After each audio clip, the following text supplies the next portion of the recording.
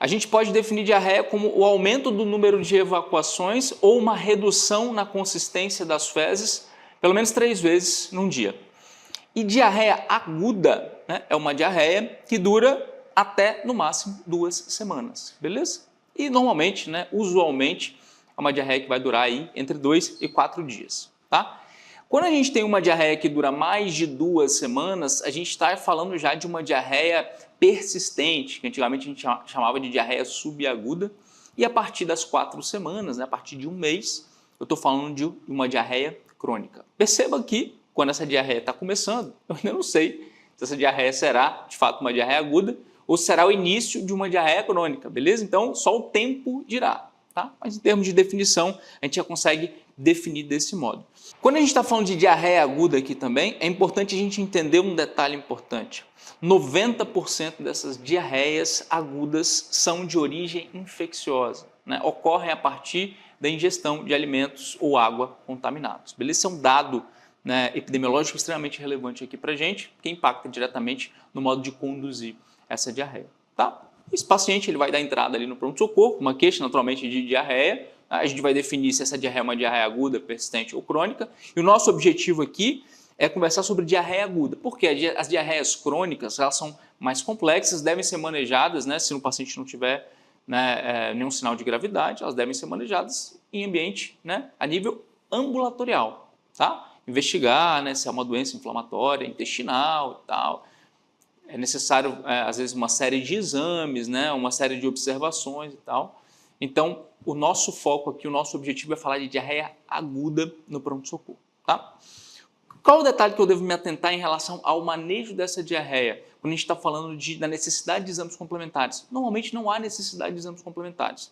Uma parte dessas diarreias agudas são de etiologia infecciosa, que terão uma resolução autolimitada, né? Portanto, a base do tratamento desse paciente será hidratação, maior parte das vezes oral e sintomáticos. Tranquilo?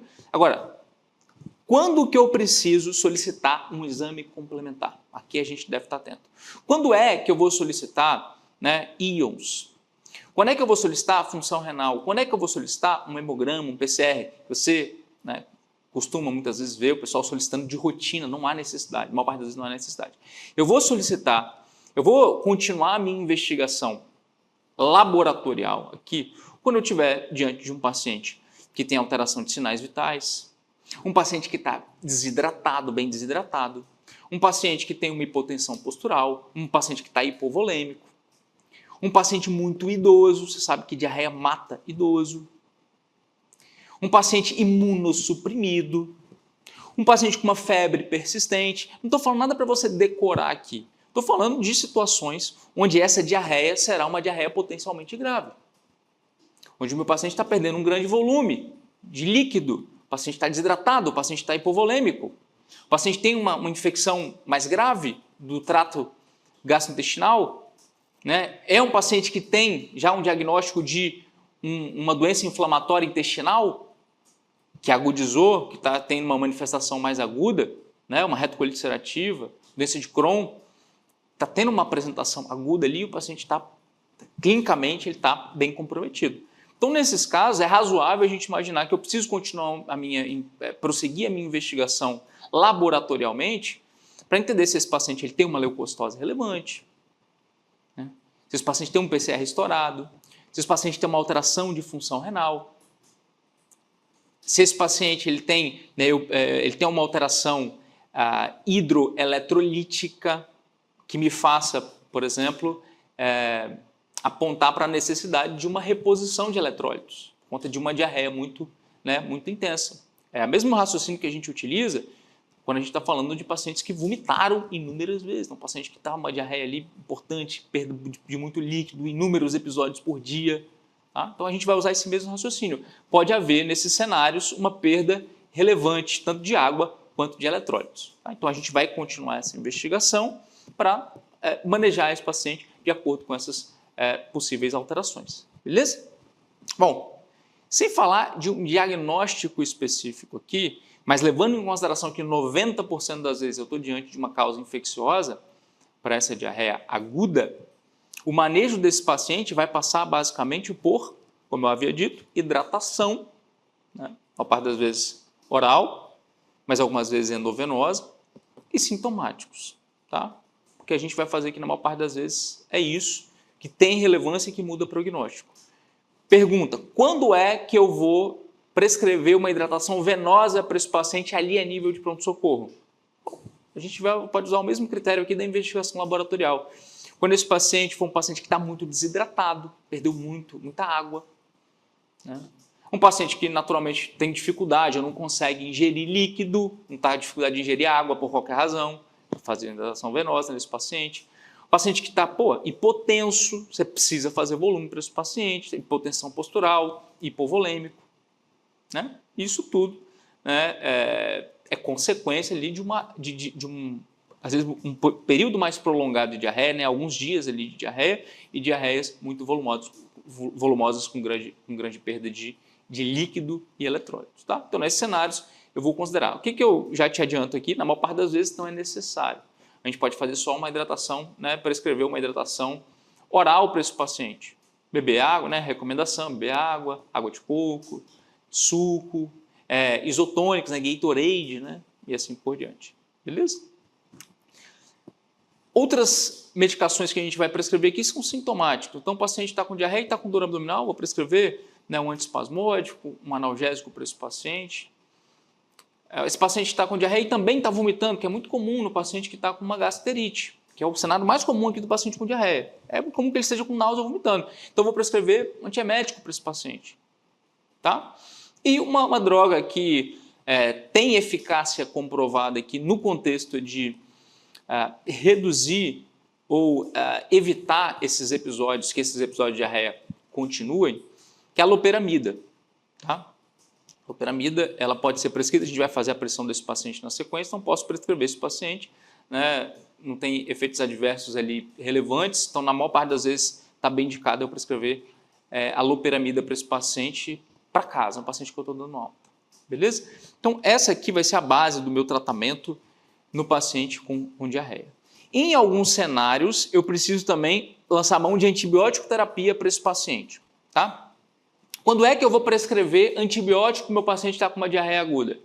Como é difícil a gente, né, apenas clinicamente, bater o martelo e comprovar que eu estou diante de uma diarreia infecciosa ou de uma diarreia bacteriana, o que a gente vai levar em consideração aqui são as populações de risco. Perceba, é o mesmo raciocínio da minha investigação, né? Quando que eu vou solicitar exames complementares? Quando que eu vou prescrever hidratação venosa para esse paciente? Quando que eu vou prescrever antibiótico terapia?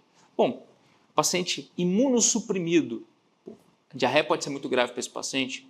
Paciente idoso, com uma diarreia importante. Um paciente com múltiplas comorbidades. Né? Um paciente que vem, né, com uma diarreia mais arrastada, fazendo febre alta e não melhora. É uma população que é interessante eu prescrever antibiótico terapia. Né? O paciente que vai ficar internado, o paciente com sepse. Beleza? São todas situações ali onde, naturalmente, tem indicação de antibiótico terapia. Eu solicitei o hemograma desse paciente, veio com uma leucocitose importante ali, paciente com febre, antibiótico terapia. Tá? Então, nesse contexto, está bem indicado eu prescrever antibiótico terapia. A gente vai fazer a receita na sequência, mas o antibiótico que a gente vai usar aqui é a ciprofloxacin. Beleza? Ciprofloxacin. E a gente vai comentar também na sequência, quando a gente estiver prescrevendo, né, nos casos de colite pseudomembranosa, que esse paciente também vai estar com diarreia, mas é uma diarreia que é consequente do uso de algum antibiótico que o paciente está usando por qualquer outra razão. Então, o paciente está com amidalite, né? O paciente está com uma infecção de viário superior, o paciente está com uma infecção de pele e está utilizando amoxicilina. Tá? E esse paciente ele começou com a diarreia após, né, o uso de antibiótico terapia e é uma diarreia persistente, uma diarreia que não melhora ainda em vigência do antibiótico que o paciente está usando para tratar uma determinada patologia. E a gente vai suspeitar da possibilidade de colite pseudomembranosa. Quando a gente estiver diante de um paciente com colite, o que a gente vai fazer é suspender o antibiótico que está deflagrando essa diarreia e iniciar ali, né, um metronidazol, em alguns casos associar, né, esse metronidazol com uma vancomicina.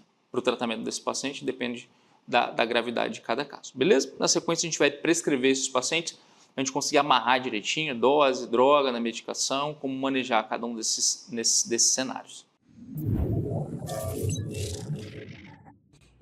Vamos prescrever o nosso paciente com diarreia que está indo para casa, vai de alta ali, um paciente que não tem grandes sinais de alarme, jovem, rígido, não tem nenhuma grande comorbidade, não está imunossuprimido, não é muito idoso, não é um paciente de nenhum daqueles grupos de risco que a gente comentou, beleza? A maior parte dos pacientes será assim. Então, como que vai ficar a receita desse paciente, a pressão desse paciente? Receitinha aqui, uso oral, tá? Primeira coisa que vai constar aqui na nosso receituário. Dipirona, 1 grama. Aqui tomar um comprimido de 6 em 6 horas, se tiver com dor, antiemético, tá vomitando, tá com náusea, bromoprida, 10 miligramas, um comprimido a cada 8 horas, tá? Loperamida é uma droga utilizada para reduzir a frequência da diarreia. Então, você não precisa prescrever loperamida para todo mundo. O paciente está com muitos episódios de diarreia ali, pode prescrever loperamida. O comprimido de loperamida tem 2 miligramas, tá? Então, você pode prescrever ali um comprimido após cada evacuação. Após evacuação, só lembrando em consideração que a dose máxima diária é 12 miligramas dia, beleza? 12 miligramas dia. Então, você pode fazer até 6 comprimidos ao longo de 24 horas, tá? Igor, e hidratação? Aqui, um paciente adulto, em geral, ele precisa consumir, no mínimo, 3 litros de líquido. Igor, refrigerante conta? Não. 3 litros de água, tá? Água, isotônicos, água de coco, sucos e afins, beleza? No mínimo 3 litros, se estiver tendo uma diarreia mais intensa ali, aumentar ainda a quantidade da reposição desses líquidos pela via oral, tranquilo? Basicamente isso aqui que eu vou prescrever para esse paciente que está indo embora para casa. No pronto-socorro, se esse paciente ele vai receber uma hidratação venosa, se ele vai ficar em observação durante um tempo, ou eventualmente até vai ficar internado, porque está séptico, porque é imunossuprimido, porque está hipotenso, está chocado, beleza? Então, como que vai ficar a prescrição desse paciente? Primeira coisa é a dieta desse paciente, tá? A princípio não tem nada que impeça esse paciente de se alimentar. Então, a princípio, uma dieta livre ou de acordo com as comorbidades que esse paciente tem, tá? Segundo ponto, hidratação venosa. Vou fazer pelo menos 20 ml por quilo de peso ali na primeira hora no atendimento inicial desse paciente. Imagina um paciente de 70 quilos, 1.400, 1.500 ml aí no paciente adulto de 70 quilos, tá?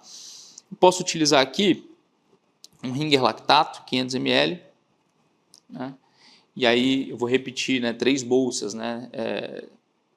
3 vezes ali, endovenoso na primeira hora, tá?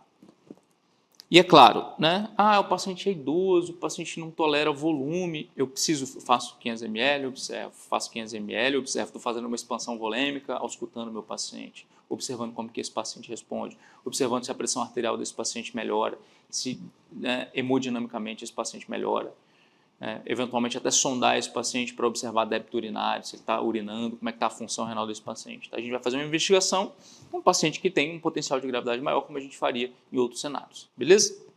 O que mais? Está com dor? Dipirona, 1 grama, que eu posso fazer ali no pronto-socorro, de 6 em 6 horas por via endovenosa. Está vomitando?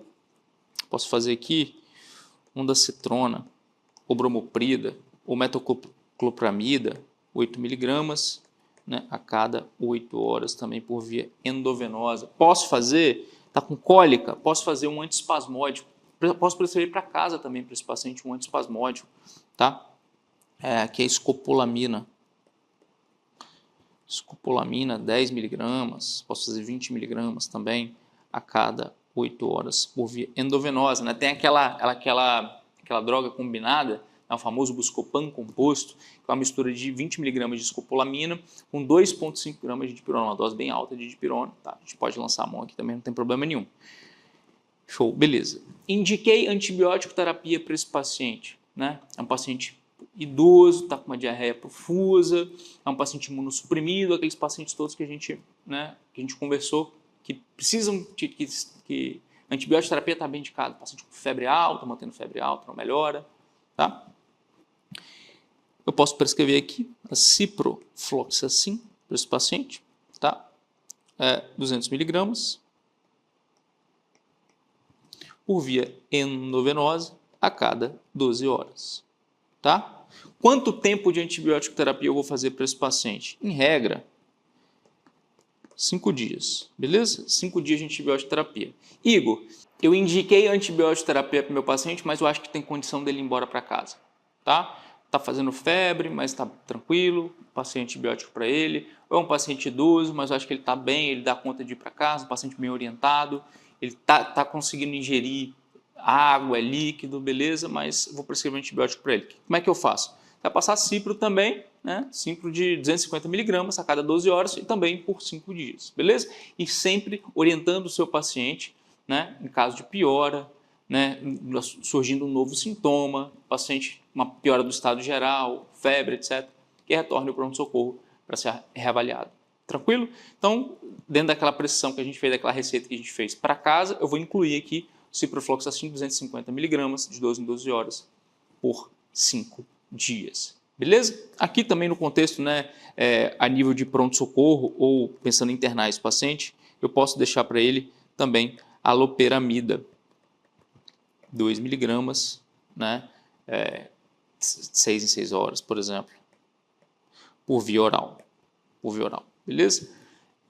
O paciente está internado, lembra? Né? O paciente tem uma alteração de função renal, é interessante que eu deixar esse paciente sondado ou de alguma outra forma eu quantificar o débito urinário desse paciente, como é que ele está respondendo ao volume que a gente está prescrevendo para ele. Tá? Se for um paciente que está hipotenso, paciente que não está respondendo bem ao volume, que vai precisar ficar internado, ali eventualmente eu vou precisar monitorizar esse paciente. Tá? É incomum a gente precisar internar esse paciente na UTI, mas naturalmente pode acontecer, uma sepse, um choque séptico, eu preciso internar na UTI, né? Um paciente evoluindo com uma infecção grave, isso tudo, regime de terapia intensiva ou na emergência ali no próprio pronto-socorro, manter esse paciente monitorizado e sempre, né, claro, sinais vitais para todos esses pacientes, beleza? E por fim, pessoal, nos casos aqui de colite, tá? O que eu vou fazer? Eu vou suspender o antibiótico que meu paciente está usando, tá? Amoxicilina, por exemplo, ali.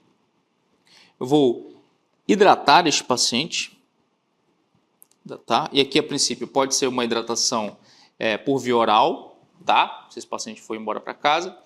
E eu vou prescrever metronidazol 500 mg via oral de 8 em 8 horas para casa para esse paciente. Ele vai tomar o metronidazol, vai fazer o tratamento da colite por 10 dias, beleza?